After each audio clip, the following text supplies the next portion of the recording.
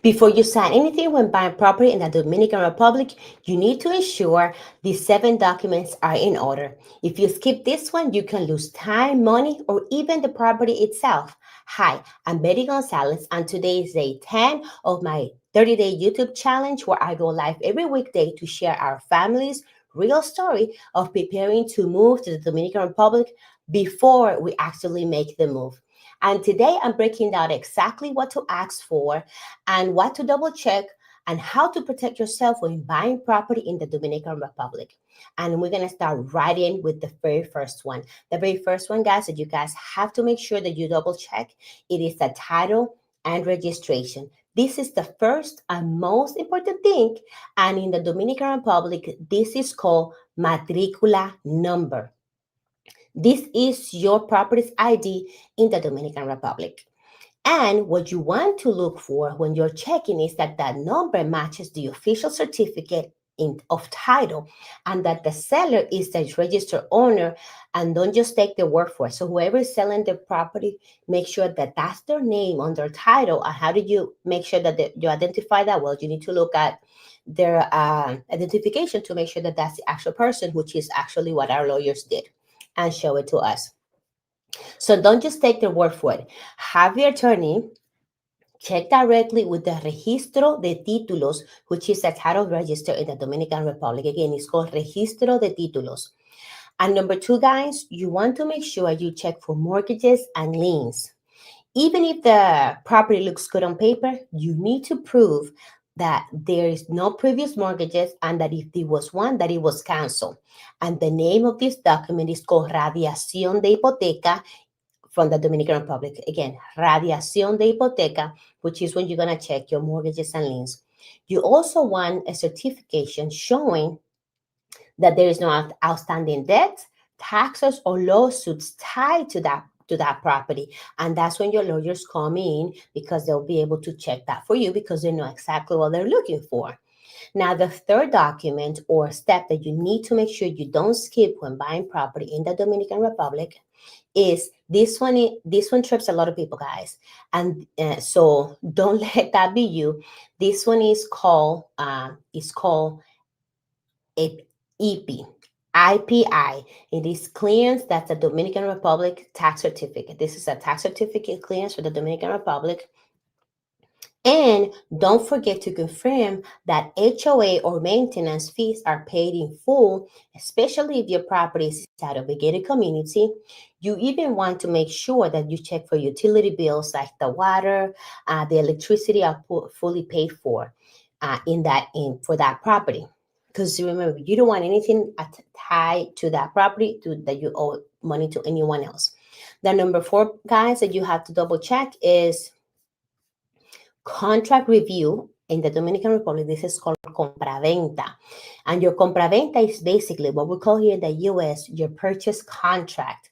In this purchase contract or Compraventa, you want to double check, obviously, the purchase price, the delivery terms, and the guarantees. And please, please, please, don't skip having your attorney review this. So we also learned that the seller has to commit in writing that they need to deliver a clear title with no debt. Now, number 5 that you guys have to check and make sure that you know ahead of time is the closing cost. Unless you're buying a brand new property in a community that's approved for tax incentives, and this surprises most people because if you're not in that scenario, in that they are buyers paid 3% transfer fee, tax and registration fee of the value of the property. And ours came out to be $4,450. Now, the seller, on the other hand, they must cover the cost of to clear the title, but that's them. But if you have your own attorney, then don't forget that you also do have to pay your notary and legal representation fees. And it's worth it. And in ours, it came for around $2,360. And again, this is tied based on the value of the property. Ours was only $9,000 and we paid $2,360. So I only assume that if the property costs more, this amount will go up. Now, on the sixth step, guys, that you guys don't want to skip is possessions and keys. when you close, you need to make sure that you physically take possession of this property. And that means you have your keys, you do a walkthrough, you take photos. And in our case, if this is your case, if you have tenants in the property, then what you need to make sure is that you have a property manager. And if you do, you should get a copy of the lease too, because now that is your contract with the new you're the new buyer having a contract with the tenant, so they have to redo that lease. And I'm also going to talk about that in another video. So we actually did receive our hours after right after closing. So, and that the number seven thing, guys, that you guys want to check and make sure that you have, if you can have this beforehand, but if not after you do, this is the one thing. It might be minor, but it is essential, and it is opening a Dominican bank account, because it makes it so much easier. It's easier to handle your bills, your HOA payments, and in our case, the rental income. So what would you need to bring this? I'm only going to bring I'm going to rush it right off real quick, and you'll need at least a copy of the contract that the property you just bought, proof of address, and it's a process, okay? And you also need your passport. It's a process, but it's worth it. I myself, I'm going through something right now, and I will make sure I cover this during my 30-day YouTube channel challenge. Now, the truth is that these 7 documents can save you from a lot of stress and expensive surprises, guys. Buying property abroad isn't just about finding that dream home.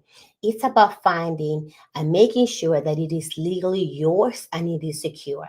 By the way, if you like a copy of the exact 7-step property buyer's checklist I used when we bought our first villa in the Dominican Republic, drop a comment below and let me know, and I'll make sure you get it. Or send me an email, and the email listed below, just make sure that the subject says the 7 documents before buying property, and I'll make sure that I will send this to you. Now, if you have any specific questions about the process, this is the perfect time to ask.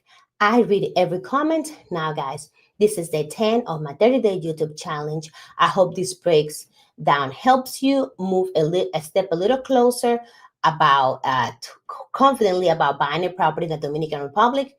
Monday, I will share what happens after closing, the title transfer, and the timelines, and how you can make sure that your property is registered in your name. So hit that like button if you haven't done so, and subscribe, and join me on Monday for day 11 of my challenge. Again, guys, thank you for connecting if you're here this far.